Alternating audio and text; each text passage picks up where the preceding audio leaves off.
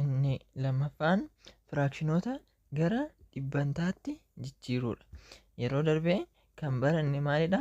Firaakshinoota gara deesimaalitti jijjiiruu kan jedhu waliin barannee Gilgalas waliin hojjennee turre. Amma immoo firaakshinoota gara dhibbantaatti jijjiiruu kan jedhu baranne jechuudha. Hiikoo 2.3 irratti dhibbantaa jechuun firaakshinii waamsisaan isaa 100 ta'e jechuudha.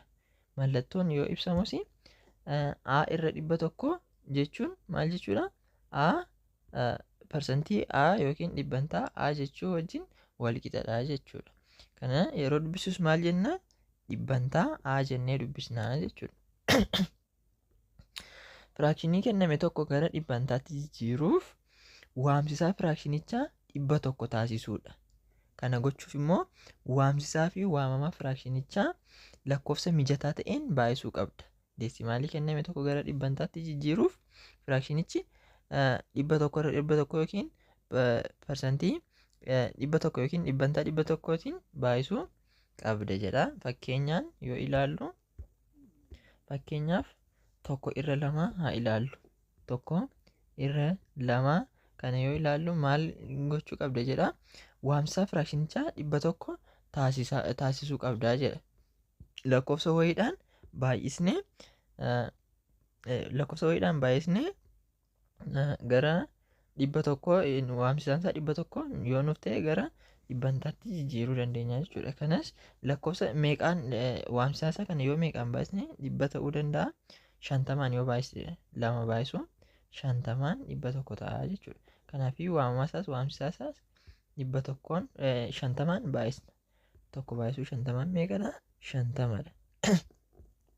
2 baay'isuu 50 100dha.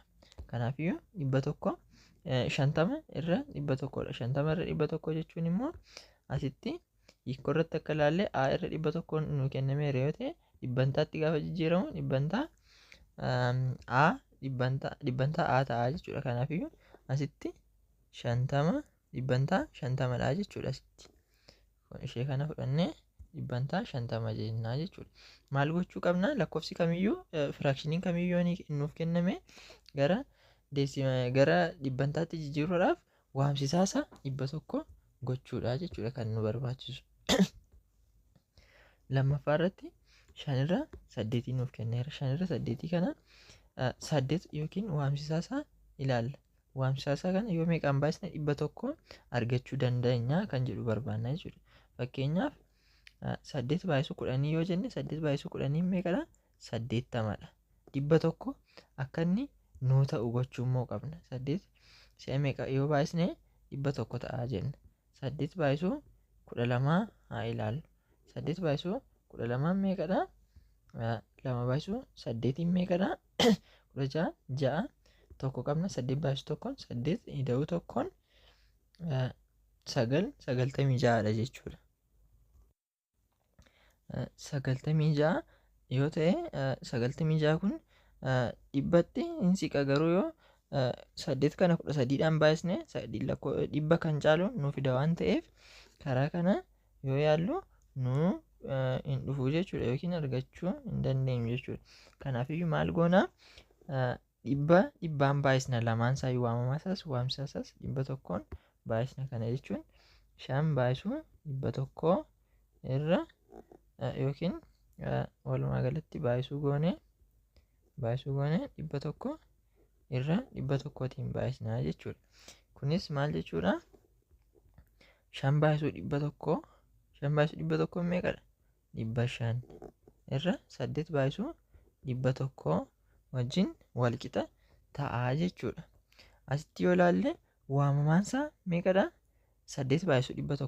100 kun jira taanaan immoo 100 sana isa kana 500 irra 8 isa jedhu kana fudhannee isheen kun 100 jirti waan ta'eef ishee dhibbantaa hamma kanaadha jennee kaa'uu dandeenya jechuudha. 500 irra 8 dhibbantaa. 500 kana akkuma yeroo darbee baranne karaa dheeraa hiruudhaan argachuu ni dandeessu. Meeqa ta'a yoo 500 8f hirtanii 62.5 argattu jechuudha.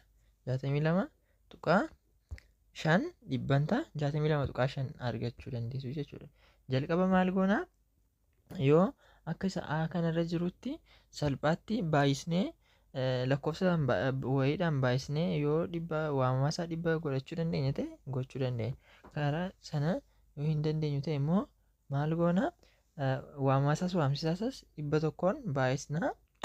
Sana booda akka kanatti as kun isheen kun 100 gaafa taatu 100 kana balleessinee dhibbantaa godhannaa jechuudha. Sana booda 500 irra 8 kana hirree meeqa akka nuuf ta'u ilaallee deebisaa kaa'uu dandeenya jechuudha. Kan itti aanu 1 irra 4dha.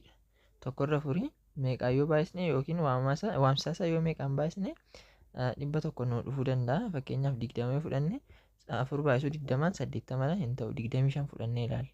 4 baay'isuu 25 meeqadha 100dha. Kanaafiyyuu waamamaa isaas waamsisaa isaas 25 baay'isnee keenya jechuudha. 1 baay'isuu 25 25dha. 4 baay'isuu 25 100dha.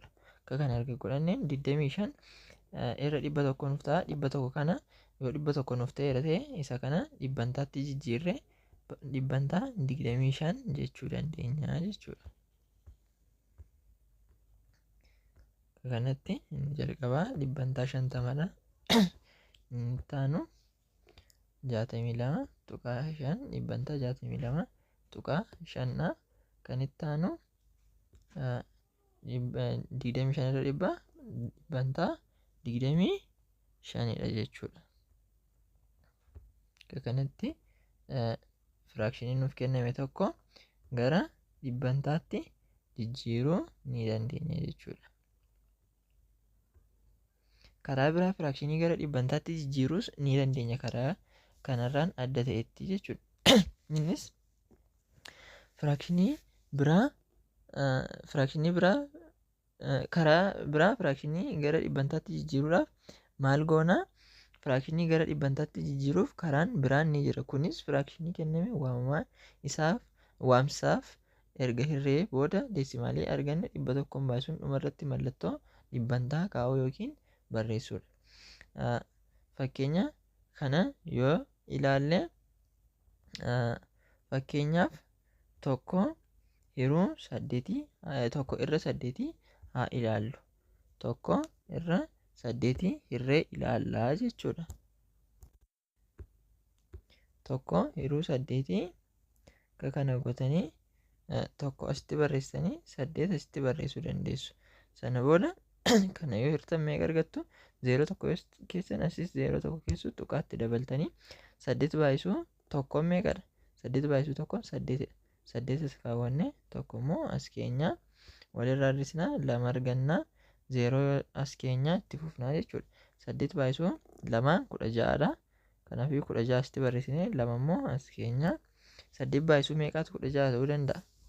8 baay'isuu 2 16dha. Kana walirraa erga hir'isnee 4 argannaa.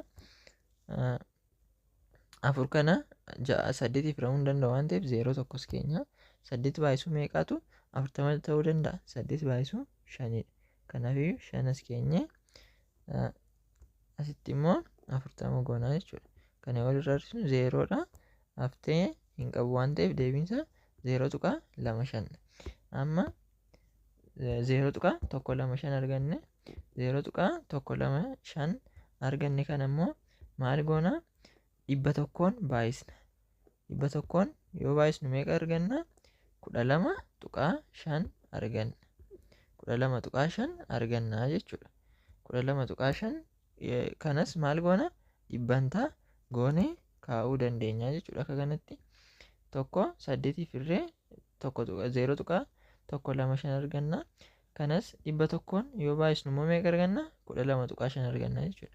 Kanaafiyyuu yoo hiramu meeqa nuuf ta'a jechuudha? Dhibbantaa 12.5 argachuu dandeenya jechuudha.